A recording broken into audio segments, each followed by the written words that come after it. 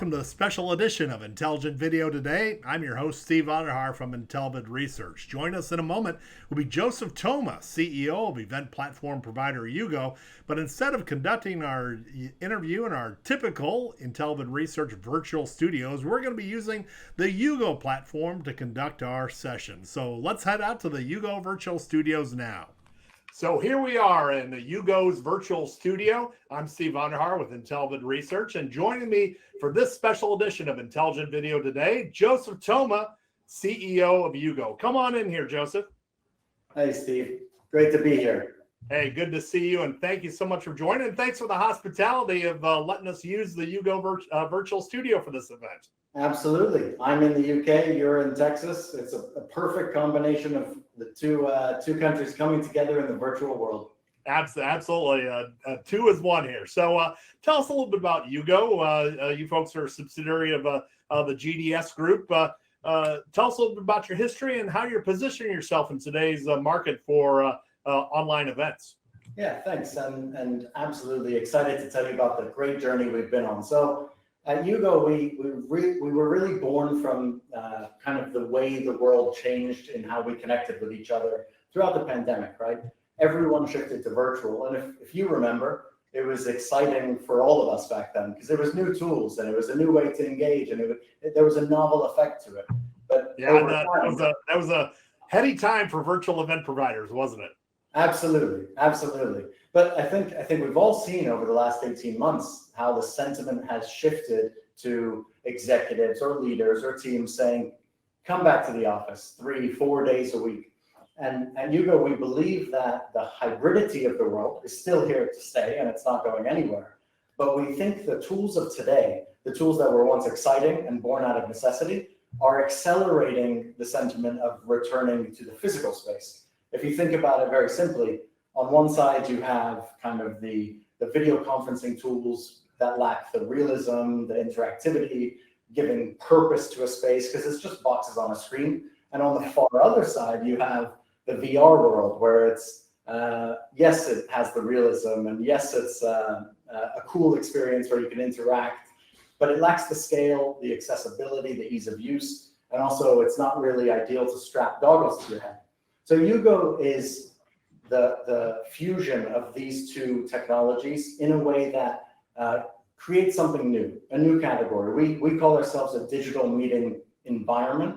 And by that, we mean we have the realism, interactivity, purpose, ease of use, accessibility, and simplicity of all the tools that have essentially failed us today, all built into one easy to use browser accessible platform. So tell us how this works. You use a little bit of AWS Chime, a little bit of Unreal Engine. Give us a little tech tour, if you will. Yeah, absolutely. So we have a fantastic partnership with Epic Games, AWS, and as well as that, NVIDIA. And really, we call this fusion of technologies our superpower. So over the last 18 months, the journey we've been on with them has been super exciting.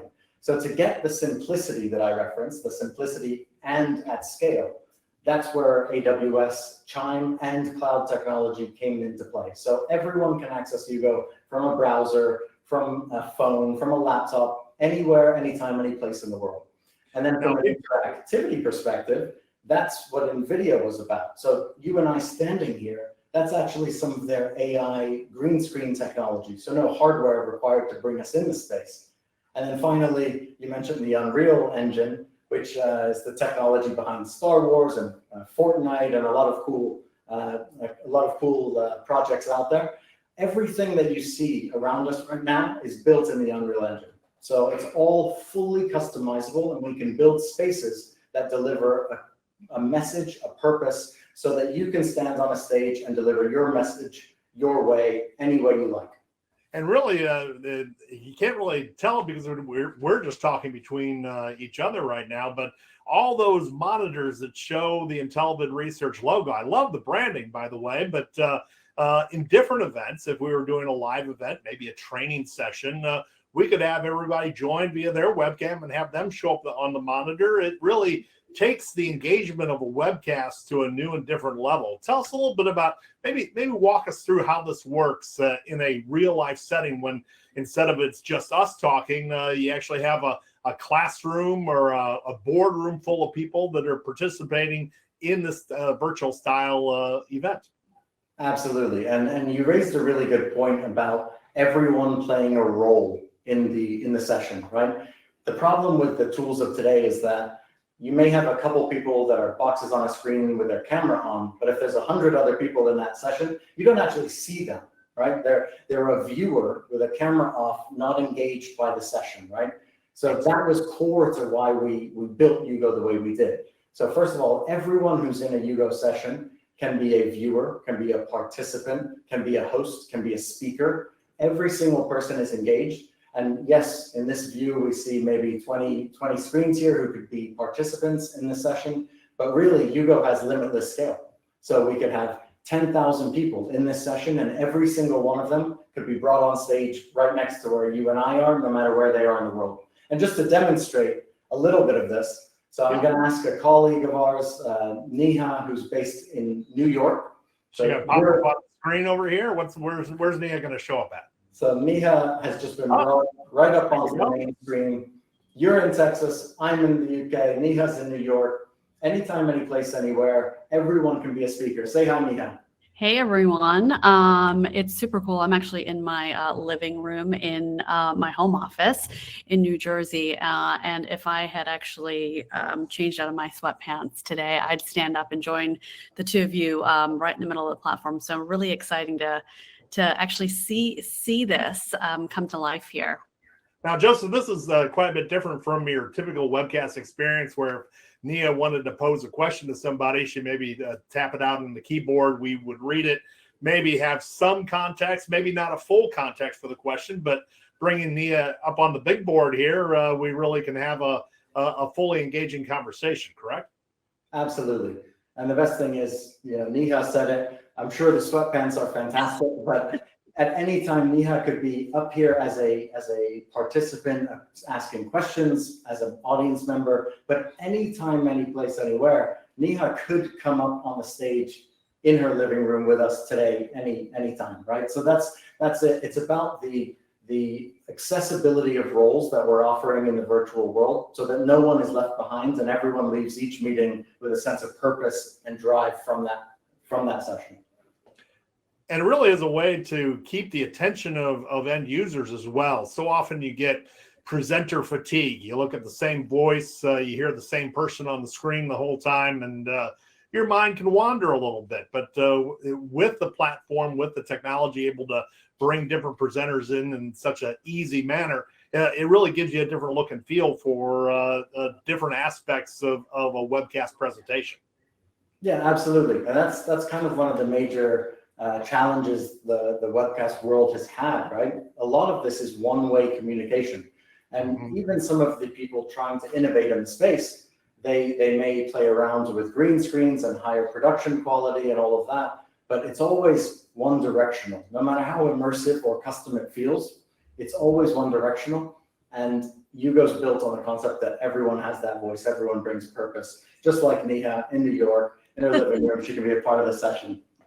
And even over here on these monitors just aren't for showing off my logo for IntelliVid Research for our organization, but also in some events, attendees could actually be featured in there. And that's another way to draw engagement for a presenter, to know that that presenter is landing or connecting with the people that he's talking with, instead of talking to that big webcast void we always face. Yeah, absolutely. And that is a multi-directional kind of emotional feeling, right? As a presenter on a stage, if you can't see your audience, if you don't know they're engaged with your message, no matter how good you are at public speaking, you're going to start to feel a little bit off, right? Is this message landing? And then on the other side, as a viewer or a participant in the audience, not being able to see the speaker and engage with them on a one-to-one level in the space, you lose that. And that's why so many of the tools today, yes, they'll have the ability for everyone to have their camera on, but with Jugo Tech, we're at kind of 96% cameras on for everyone joining our sessions. And that's been a massive impact across all of our partners. Yeah, and just let me quickly say, as your audience for your podcast today, the fact that you're in Dallas, Steve, and Joseph, you're in our headquarters in Bristol, just about 4:30 for you at your time, right? It looks really like you're both standing next to each other for me. So I think that's just amazing. Like you're presenting next to each other in a virtual room. Yeah. Looks awesome. Yeah, and if you're an organization that has leadership scattered in different cities or even different countries, it's a way to bring individuals together under a single umbrella, isn't it? It certainly is. It looks like you're in the same space, sharing the same experience. It's wild to me that you're in two completely different locations. Yeah, I think you taught me the virtual high five here. Yeah, there you go. All right, Joseph with the program there. That's good. Nia, thanks so much for joining us. Appreciate you hopping in. Thanks, Joseph, tell us a little bit about some of the folks who are already using this platform. You got the Arsenal football team with the virtual locker room, so that's a good media-oriented type of application. Tell us a little bit about that, but also how does this extend into the corporate world in your view? Yeah, absolutely, and a really, really great question. So using Arsenal as an example. So Arsenal, for those that don't know, it's a big football club here in the UK. Arsenal and Jugo entered into a partnership in April of this year. And the premise behind it was, how do we reach our fans who can't physically come to games? How do we offer them the value of engaging with our brand, our identity, our club, when they're around the world, dispersed across countries around the world? How do we bring them closer, right? So with Arsenal, what we do is we bring their players in, their managers, their coaches. They come and stand where you and I are. We bring fans into the arena, and we put the fans next to them. Just like you and I did a high five, they'll do a high five with their favorite player, get to ask questions, engage in ways that weren't possible. For the fans, this is a differentiated experience that didn't exist. For Arsenal, it's about how do you actually understand where and how to engage with a global digital audience that will tune in and watch a game on TV, but otherwise you don't have a way to engage. So sports and fan engagement has been an early use case, but really what that's about is reaching an audience, no matter where they are, that you weren't able to reach and impact previously, right? So if we take that same premise, we have in the entertainment space, we have, just like you and I in a podcast here, we have podcasters around the world doing live podcasts with their viewers in the space, asking the questions, where before, as you know, it's a recorded session, it's one or two people, it's not engaging, and people are watching it afterwards. So that's another great use case there. The other piece that I'll go into, which is away from the media and entertainment, think about the impact of ed tech, so any virtual learning, whether it's virtual universities, whether that's virtual training, all of that, $10,000 of tuition for what's essentially a box on a screen for a college student, that's not value for money. A virtual classroom, that's something that actually immerses them. And not to be funny here, but a college student in a traditional virtual classroom today is most likely on their bed, maybe hungover from the night before, camera's definitely off, not paying attention. In Jugo, they are immersed, they're engaged all the time, right? So, and if their face is on the screen, they got to make sure that they at least are keeping their eyes open. Exactly. So it's a more enjoyable, a fun experience. So there's been a lot of really great use cases, but the final piece that you mentioned was in the enterprise world, right? So enterprise to me is, you wouldn't necessarily equate this sort of an experience with large enterprise, but it would surprise you to know that large enterprises have been one of our first early surges in partnership. And a lot of that's born around initially the employee experience. So the EX side of the spectrum. Right, so all the town halls, all the training, all the onboarding, all the disparate teams coming closer together in ways that weren't possible. And this is when you have a CEO in New York and a CHRO in London, and they're both on the stage together welcoming new members of the team. But going forward, what we've seen has been really interesting. Going from the employee experience, the enterprises have started to say, why don't we use this for our customers? So this has now become a space that brings impact to sales pitches, customer meetings, high value scenarios where you're either trying to service an existing customer or potentially win a new customer. And that's been really interesting to watch. And I think as we go into 2024, the enterprise space, the using the platform to differentiate from a customer experience perspective, I think that's definitely going to be the focus. Really on the corporate side, for a virtual event, this brings a little sizzle to the experience, doesn't it? Absolutely, absolutely. And it's been great to see our partners around the world taking up the platform. You know, we launched the platform really in a POC MVP state this year, you know, only a few months ago. And from there, we've had over 35 global enterprise brands join us as partners. We have 100,000 users around the world. It's been a fantastic story so far. And it all goes back to where we started, right? We bring the realism, interactivity, the purpose, and the ease of use to the virtual world in a way that wasn't done before. And that's resonating with our partners, and it's been fantastic to see. Now, a lot of people who just take the first glance at that, they might say, "Oh, well, that's a metaverse product." Tell us a little bit about what you think what the metaverse is, and frankly, I view the metaverse not as a destination, but rather as a software development journey. And the Jugo really represents, I think, a big step along that journey in terms of getting people used to on-screen engagement, on-screen activity in a way that really delivers value to the day-to-day business communications experience. Tell me a little bit about how you see Jugo positioned along that arc of metaverse product development.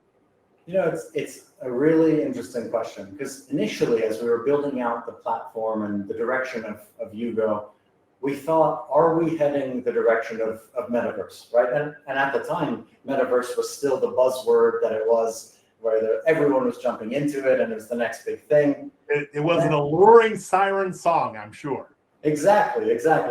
But then we started to realize, you know, a lot of the metaverse concepts were either you're wearing a VR headset or you're an avatar of yourself in a virtual setting.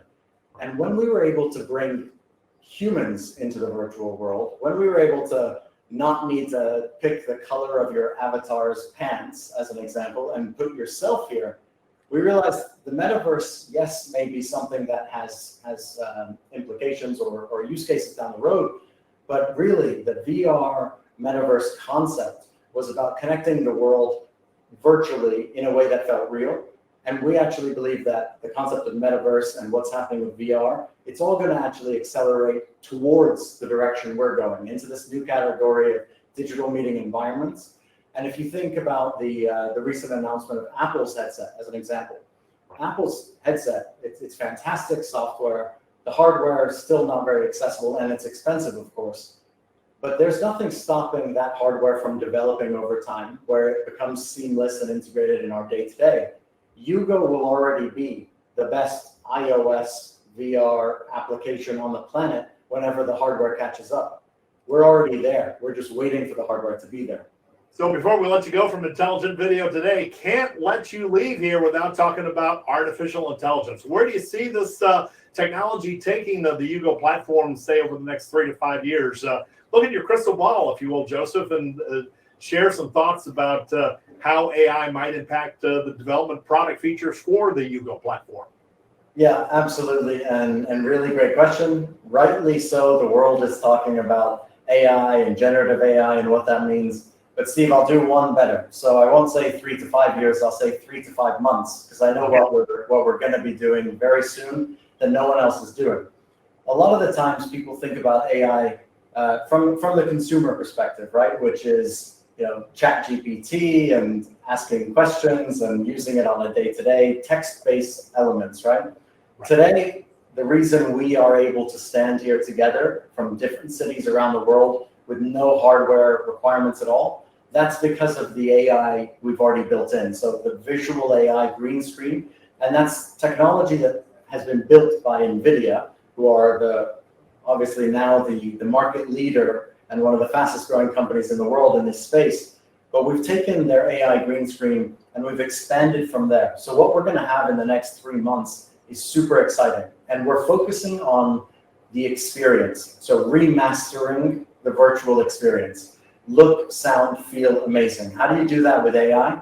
Right now, visually, we've been brought into the space. But then it goes into, okay, how do we make sure that if you're in a specific room and I'm in a different room, that our audio sounds like we're in the same space together, right? So that's AI audio, audio resolution there.